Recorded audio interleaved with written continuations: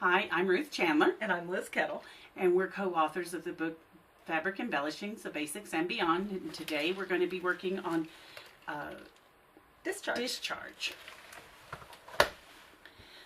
The book shows you how to use a bleach pen. Neither Liz or I use the bleach pen because of the smell. You do get a fun look. This was on indigo fabric, and it does give you a little bit of a lavender look to it. You never know with bleach what you're going to get because you don't know what's been dyed over the fabric and what the gray goods started with. We also, after the book was printed, found two products we really like. We talk about that one in the book. Oh yeah, Yeah, but this not one's as in much the as book. the bleach pen. But this is the discharge paste from Jacquard. And this one is decolorant from Candy Corporation. And this one came out after the book was published. And it also comes as just a decolorant, which takes the color out. It also comes with colors.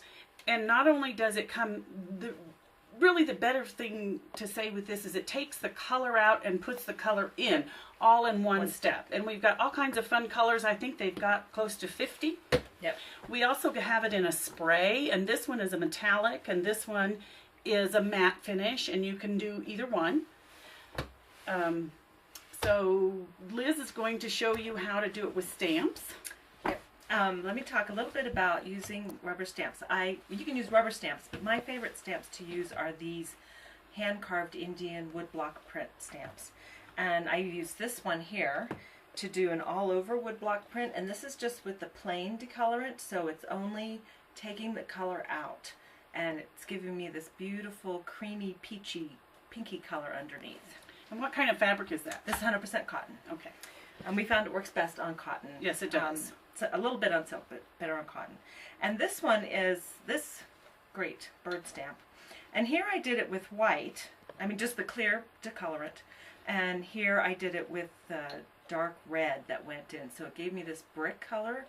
And one of the reasons you use decolorant or a discharge paste is it doesn't change the hand of the fabric like it would if you used paint. If I could stamp this image with paint, and I do that a lot, but this way I can wash it and wash it and wash it, and it's not gonna flake off, or it's not gonna abrade at all, and it's actually doesn't change the hand of the fabric at all. It's really soft. And this one I'm going to show you guys. I used this great, my favorite green. I used it on this blue, the green on top of the blue, but it's a little hard to see. The two tones are really similar, so it's kind of hard to see. But then we did it on a piece of navy, and look how beautiful that is. I'm thinking I'm going to put that on the bottom of a denim skirt. Oh, it's going to be awesome. Okay, so let me walk you through the process. When you're stamping with these woodblock stamps, you need to use a padded surface. This is just a piece of foam, you can use an old mouse pad. It just gives you something soft to stamp into. And I always apply the paint with a sponge like this. Just a regular, this is a car wash sponge. And sorry, it's not paint. The discharge denser paste. the foam, the easier it is to get some control. Yeah, so you don't get globs. So get big ones and cut them up. Yeah, they're cheap. Or steal them out of the garage even. So basically you just put a nice even layer on, place it face down, and press. You want to put a little bit of pressure into it to make sure you're really getting it all the way into the fabric. See? And then I can do it again right next to it and get kind of a repeat pattern going. Then once after you finish printing your whole piece, you want to let it dry.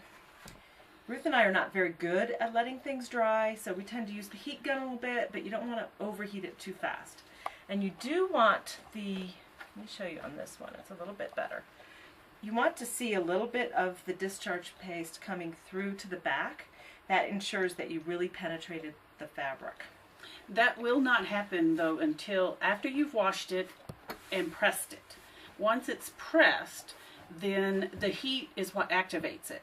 One of the things I do want to let you know is that if you make a mistake, you can wash it away, and as long as it hasn't been heat activated, it will be washed away and you can start over. So you haven't screwed up if you make a mistake. One other thing is I want to show you. You need to press it a very long time when you're trying to get it going. You want to make sure it's really nice and hot. And I want to show you how thick this is. It's really nice. It's not thin. It's not going to run all over, and it really does stick to the sponge and to your stamp. So it really is easy to work with. One of the other things too is you need stamps that have definite lines, like this one, or even these little ones like this. If it doesn't have these deep lines, you're going to get splotches. Yeah. If you have a big rubber stamp that has a lot of blank areas, it'll be very splotchy looking because of the viscosity of this. It will kind of splooch up. Yeah, you know how it splooches on the page? It does that on your rubber stamps. So, which is a cool look. It does. It's just more airy, bubbly look. Yeah, it's a little bubblier look. This is a little more solid. Yeah. One of the things I have done is started using stencils like this. And you know me, I love all the oriental things. And so I thought I would call this stitchless sashiko. And in sashiko is white threads, and so I thought, well, hey, I could do this. And with the decolorant, this one is made to look like it has little stitches, and this one is just drawn with a line. Now, what I did was I went to Jacquard, and they have these wonderful little squeeze bottles and different tips. And I bought these tips so that you can control this. And when you use your stencils, and it doesn't have to be an oriental stencil, you can dot it, or you can just make lines, or you can use it to draw names. It's cool. Really nice. And Jacquard has 3 or 4 different size tips, and also 2 or 3 different size bottles, and these are terrific. You do have to clean out your tips and make sure you cover this to store.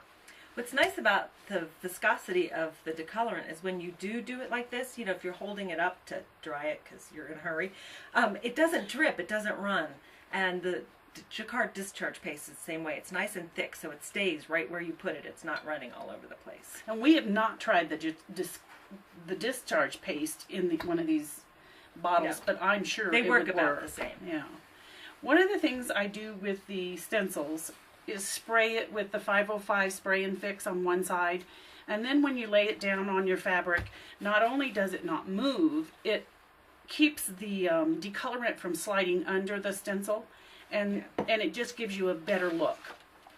I tried it on silk, and this is a hand-dyed indigo silk scarf, and I used a stencil here of waves.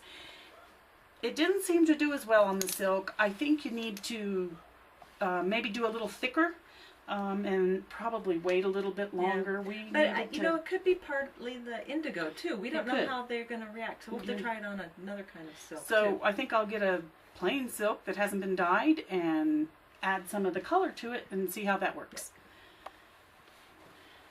Now, this is another stencil, and this one is Crafter's Workshop stencils, and we love them. They've got them this size, and then the same one's double size, and they're terrific.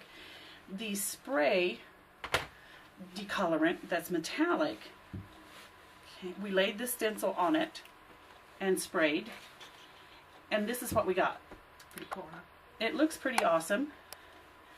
This is one of Wani Rossi's fabrics, and so you can kind of get the same feel of her fabrics, only your own designs. So we've had a lot of fun with this. This stencil also comes in a larger size, so look for those stencils. They're terrific.